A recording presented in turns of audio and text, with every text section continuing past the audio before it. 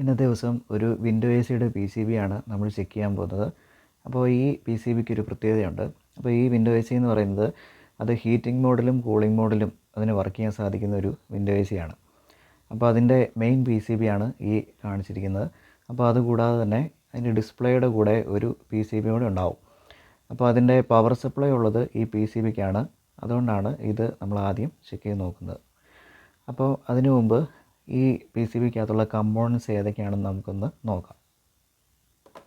അപ്പോൾ അതിൽ ഏറ്റവും ആദ്യമായിട്ട് നമ്മൾ ഈ ബോർഡിലേക്ക് പവർ സപ്ലൈ കൊടുക്കുന്നത് ഈ പോയിൻറ്റിലേക്കാണ്. അപ്പോൾ ഇതൊരു റിലേ ആണ്. ഈ റിലേയുടെ ഇവിടെയാണ് നമ്മൾ ഇൻപുട്ട് ഫേസ് കൊടുക്കുന്നത്.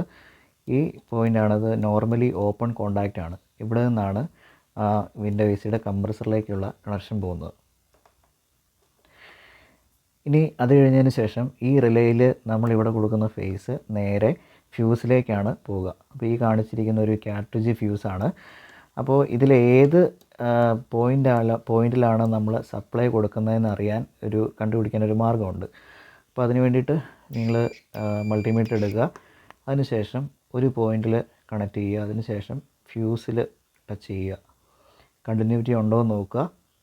അപ്പോൾ ഇവിടെ നോക്കിയിട്ട് അതിന് കണ്ടിന്യൂറ്റി കാണുന്നില്ല. അടുത്തതിൽ നമുക്ക് ഇതിൽ നോക്കാം. അപ്പോൾ കണ്ടിന്യൂറ്റി കാണിക്കുന്നുണ്ട്. അപ്പോൾ ഇതാണ് ഇൻപുട്ട് നമ്മൾ ഫേസ് കൊടുക്കുന്ന പോയിൻ്റ്. അപ്പോൾ ഇതിൽ ഉപയോഗിച്ചിരിക്കുന്ന പവർ സപ്ലൈ എന്ന് പറയുന്നത് SMPS പവർ സപ്ലൈ ആണ്. അപ്പോൾ SMPS എന്ന് പറഞ്ഞാൽ സ്വിച്ച്ഡ് മോഡ് പവർ സപ്ലൈ എന്ന് പറയും. അതാണ് കമ്പ്യൂട്ടറിൻ്റെ UPSലും അതുപോലെ തന്നെ മൊബൈൽ അഡാപ്റ്ററിലും നമ്മൾ ഇന്ന് കാണുന്ന AC to DC കൺവേർട്ടറുകളെല്ലാം യൂസ് ചെയ്യുന്നത്. അപ്പോൾ ഇതിൻ്റെ ഒരു പ്രത്യേകത എന്താണെന്ന് വെച്ചാൽ ഇതിൻ്റെ ഔട്ട്പുട്ട് വോൾട്ടേജ് എപ്പോഴും കോൺസ്റ്റൻ്റ് ആയിരിക്കും. ഔട്ട്പുട്ട് ലോഡിലുണ്ടാകുന്ന വ്യത്യാസമോ അതല്ലെങ്കിൽ ഇൻപുട്ട് വോൾട്ടേജിലുണ്ടാകുന്ന വ്യത്യാസമോ അതിൻ്റെ ഔട്ട്പുട്ട് വോൾട്ടേജിനെ ബാധിക്കാറില്ല. അതുകൊണ്ട് ഏറ്റവും എഫിഷ്യൻസി ഉള്ള ഒരു സിസ്റ്റമാണ് ഈ SMPS പവർ സപ്ലൈ എന്ന് പറയുന്നത്. അപ്പോൾ ഈ ബോർഡിൽ നോക്കുക. ഇതിൻ്റെ ഇത്രയും ഭാഗത്താണ് അതിൻ്റെ SMPS പവർ സപ്ലൈ വരുന്നത്. ഇത്രയും ഭാഗമാണ് SMPS സപ്ലൈ വരുന്നത്. അപ്പോൾ ഇവിടെ ഒരു സ്ട്രിപ്പ് കണക്ട് ചെയ്യാനുള്ളൊരു സ്ലോട്ട് കാണാം. അപ്പോൾ ഇവിടെയാണ് ഞാൻ നേരത്തെ പറഞ്ഞ ഡിസ്പ്ലേ PCB കണക്ട് ചെയ്യുന്നത്. അപ്പോൾ ഇതിൻ്റെ ഇത്രയും ഭാഗത്ത് അതിനെ നമ്മൾ സർജ് പ്രൊട്ടക്ഷൻ പാർട്ട് എന്നാണ് പറയുന്നത്. അപ്പോൾ സർജ് പ്രൊട്ടക്ഷൻ എന്ന് പറഞ്ഞാൽ നമ്മൾ ഇതിലേക്ക് കണക്ട് ചെയ്തിരിക്കുന്ന പവർ സപ്ലൈയിൽ എന്തെങ്കിലും വേരിയേഷൻ ഉണ്ടാവുകയോ അതല്ലെങ്കിൽ ആ സപ്ലൈയിൽ എന്തെങ്കിലും നോയ്സസ് കയറി വരികയോ ചെയ്തു കഴിഞ്ഞാൽ അതിനെ ഫിൽട്ടർ ചെയ്യാനും അത് ഒഴിവാക്കാൻ വേണ്ടിയിട്ടുമാണ് ഈ SMPSന് മുമ്പായിട്ട് നമ്മൾ ഈ സർജ് പ്രൊട്ടക്ഷൻ പാർട്ട് കണക്ട് ചെയ്തിരിക്കുന്നത്. അപ്പോൾ ഇവിടെ ഫ്യൂസിൽ വരുന്ന സപ്ലൈ അതിന് ശേഷം നേരെ പോകുന്നത് ഈ വേരിസ്റ്ററിലേക്കാണ്. അപ്പം വേരിസ്റ്റർ എന്ന് പറഞ്ഞാൽ വോൾട്ടേജ് ഡിപ്പെൻഡൻറ്റ് റെസിസ്റ്റർ എന്നാണ് അതിൻ്റെ അർത്ഥം. അതായത് ഏതെങ്കിലും കാരണവശാൽ പെട്ടെന്ന് വോൾട്ടേജ് കൂടുകയാണെങ്കിൽ അങ്ങനെ ഉണ്ടാകുന്ന വോൾട്ടേജിൻ്റെ കൂടുതൽ കൊണ്ട് ഈ സർക്യൂട്ടിന് ഡാമേജ് ഉണ്ടാകാം. അപ്പോൾ അങ്ങനെ വരാണ്ടിരിക്കാൻ വേണ്ടിയിട്ടാണ് നമ്മൾ ഈ സർക്യൂട്ടിന് എപ്പോഴും പാരലായിട്ട് നമ്മളൊരു വോൾട്ടേജ് ഡിപ്പെൻഡൻറ്റ് റെസിസ്റ്റർ അതല്ലെങ്കിൽ വേരിസ്റ്റർ കണക്ട് ചെയ്യുന്നത്. അപ്പോൾ ഇതിൻ്റെ ഫംഗ്ഷൻ എന്ന് പറയുന്നത് വോൾട്ടേജിൻ്റെ ചേഞ്ചിനനുസരിച്ച് ഇതിൻ്റെ റെസിസ്റ്റൻസ് കൂടുകയും കുറയുകയും ചെയ്യും. ഇപ്പം വോൾട്ടേജ് പെട്ടെന്ന് കൂടുന്ന സമയത്ത് ഇതിൻ്റെ റെസിസ്റ്റൻസ് പെട്ടെന്ന് കുറയും. അപ്പോൾ ഇതിൻ്റെ ഒരു ലെഗ് ഇരിക്കുന്ന ന്യൂട്രലും ഒരു ലെഗ് ഇരിക്കുന്ന ഫേസിലുമാണ്. അപ്പോൾ റെസിസ്റ്റൻസ് പെട്ടെന്ന് കുറയുന്ന സമയത്ത് ഈ ഫേസിൽ നിന്നുള്ള സപ്ലൈ നേരിട്ട് ന്യൂട്രലിലേക്ക് പോയി സർക്യൂട്ട് കംപ്ലീറ്റ് ആവുന്നു.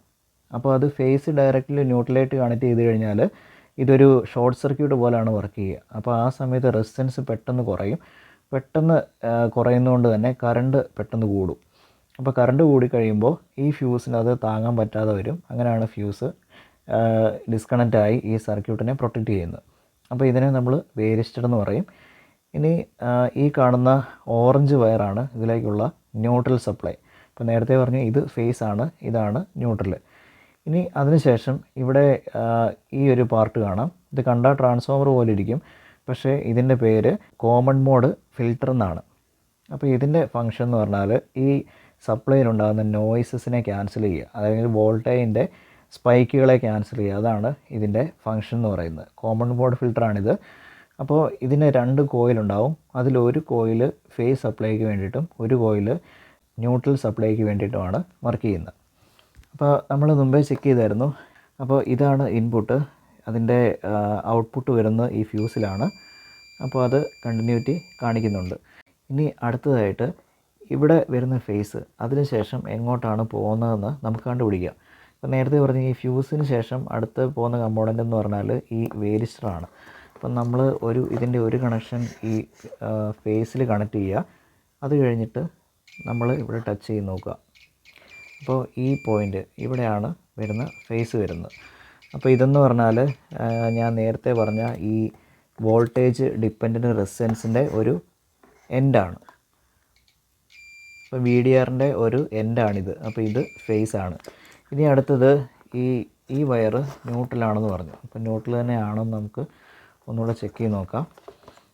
അപ്പം നേരത്തെ ഞാൻ പറഞ്ഞു ഈ വേരിസ്റ്ററിൻ്റെ വോൾട്ടേജ് ഡിപ്പെൻഡൻറ്റ് റെസിസ്റ്റൻ്റെ ഒരറ്റം ഫേസിലും മറ്റേ അറ്റം ന്യൂട്രലും ആയിരിക്കും. അപ്പം മറ്റേ അറ്റമാണ് ഇത്.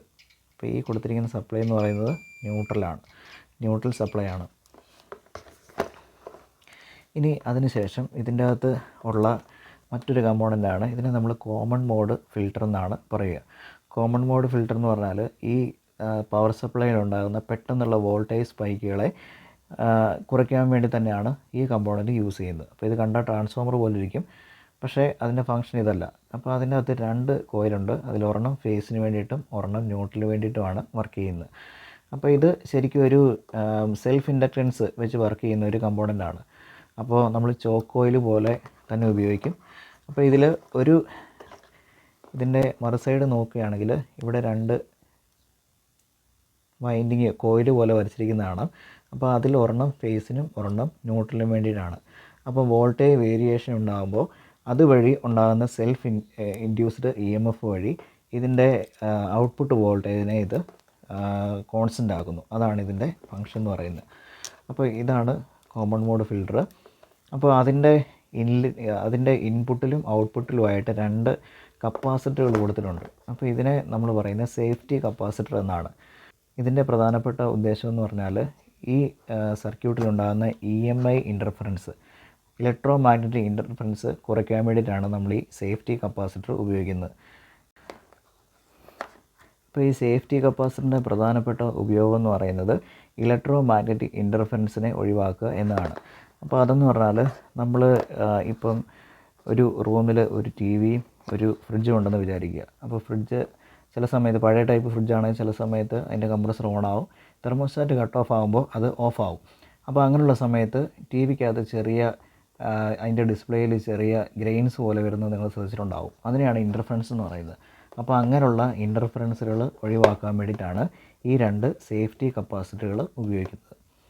അപ്പോൾ അത് ഈ കോമൺ മോഡ് ഫിൽറ്ററിൻ്റെ ഇൻപുട്ടിലും ഔട്ട്പുട്ടിലും ഓരോന്നുണ്ടാവും.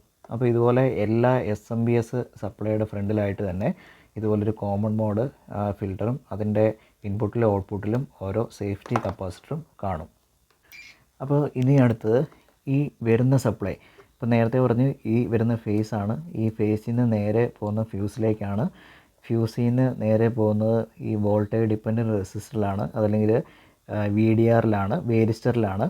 അതിനുശേഷം പോകുന്നത് ഈ സേഫ്റ്റി കപ്പാസിറ്ററിലോട്ടാണ്. അതിനുശേഷം പോകുന്നത് കോമൺ മോഡ് ഫിൽറ്ററിലേക്കാണ്. അതിനുശേഷം പോകുന്നത് രണ്ടാമത്തെ സേഫ്റ്റി കപ്പാസിറ്ററിലേക്കാണ്. അപ്പോൾ അത് കഴിഞ്ഞിട്ട് ഇവിടെ ഒരു കമ്പോണൻറ്റ് കാണാം. അപ്പോൾ ഇതിനെ നമ്മൾ ബ്രിഡ്ജ് റെക്ടിഫയർ മൊഡ്യൂൾ എന്നാണ് പറയുക. അപ്പോൾ ഇത് എല്ലാ SMPS സപ്ലൈക്കകത്തും ഉള്ള ഒരു കമ്പോണൻ്റാണ്. അപ്പോൾ ഇതിനെ നമ്മൾ ബ്രിഡ്ജ് റെക്ടിഫയർ മൊഡ്യൂൾ എന്നാണ് പറയുന്നത്. അപ്പോൾ ഇതിൻ്റെ പ്രധാനപ്പെട്ട ഫംഗ്ഷൻ ഈ വരുന്ന ഇൻപുട്ട് ACയെ കൺവേർട്ട് ചെയ്ത് DC ആക്കാൻ വേണ്ടിയിട്ടാണ് ഈ മൊഡ്യൂൾ നമ്മൾ യൂസ് ചെയ്യുന്നത്. അപ്പോൾ അതിൻ്റെ ഇവിടെ 2 പോയിൻ്റ് കാണാം. ഇവിടെയാണ് നമ്മൾ AC ഇൻപുട്ട് കൊടുക്കുന്നത്. ഇവിടെയുള്ള ഈ ഔട്ട്പുട്ട് പോയിൻറ്റിൽ ഒരെണ്ണത്തിൽ പ്ലസ് എന്നും ഒരെണ്ണത്തിൽ മൈനസ് എന്നും എഴുതിയിട്ടുണ്ട്. ഇവിടെയാണ് നമുക്ക് DC ഔട്ട്പുട്ട് കിട്ടുന്നത്. അപ്പോൾ SMPSൻ്റെ ഏറ്റവും പ്രധാനപ്പെട്ട ഒരു ഭാഗമാണ് ഈ റെക്ടിഫയർ മൊഡ്യൂൾ എന്ന് പറയുന്നത്. അപ്പോൾ അതിനുശേഷം ഈ ICയിലോട്ടാണ് പോവുക. ഇതിനെ TNY 266 IC എന്നാണ് പറയുക. ഇതിനെ നമ്മൾ പവർ ഇൻ്റഗ്രേറ്റർ എന്ന് പറയും. അപ്പോൾ SMPSൻ്റെ അകത്ത് ചെയ്യുന്നത് ഈ വരുന്ന ACനെ ആദ്യം കൺവേർട്ട് ചെയ്ത് DC ആക്കും. അതിനുശേഷം ഈ DC സപ്ലൈ നമ്മൾ ഈ പവർ ഇൻ്റഗ്രേറ്ററിലേക്ക് കടത്തിവിടും. അപ്പോൾ അവിടെ വെച്ചിട്ട് ഇതിനെ ഹൈ ഫ്രീക്വൻസി സിഗ്നലാക്കി മാറ്റും. അതിനുശേഷം അതൊരു ഫിൽറ്റർ കപ്പാസിറ്ററിലൂടെ കടത്തിവിട്ട് അത് കഴിഞ്ഞിട്ട് ഒരു ഫെറൈറ്റ് കോർ ട്രാൻസ്ഫോമറിലൂടെ കടത്തിവിടും. അപ്പോൾ ഇവിടെ വെച്ചിട്ട് ഈ ഹൈ ഫ്രീക്വൻസി സിഗ്നലിനെ സ്റ്റെപ്പ് ഡൗൺ ചെയ്ത് ഹൈ ഫ്രീക്വൻസി വോൾട്ടേജ് ആക്കി മാറ്റുന്നു, കുറഞ്ഞ വോൾട്ടേജിലുള്ള ഹൈ ഫ്രീക്വൻസി സിഗ്നലാക്കി മാറ്റുന്നു. അപ്പോൾ അതിനെ വീണ്ടും റെക്ടിഫൈ ചെയ്തിട്ടാണ് നമ്മളതിനെ DC ആക്കി മാറ്റുന്നത്. എന്നിട്ട് അതിനുശേഷം അതിനെ ഒന്നുകൂടെ ഫിൽട്ടർ ചെയ്യും. ആ ഫിൽട്ടർ ചെയ്ത ഔട്ട്പുട്ടാണ് നമുക്കിവിടെ കിട്ടുന്നത്.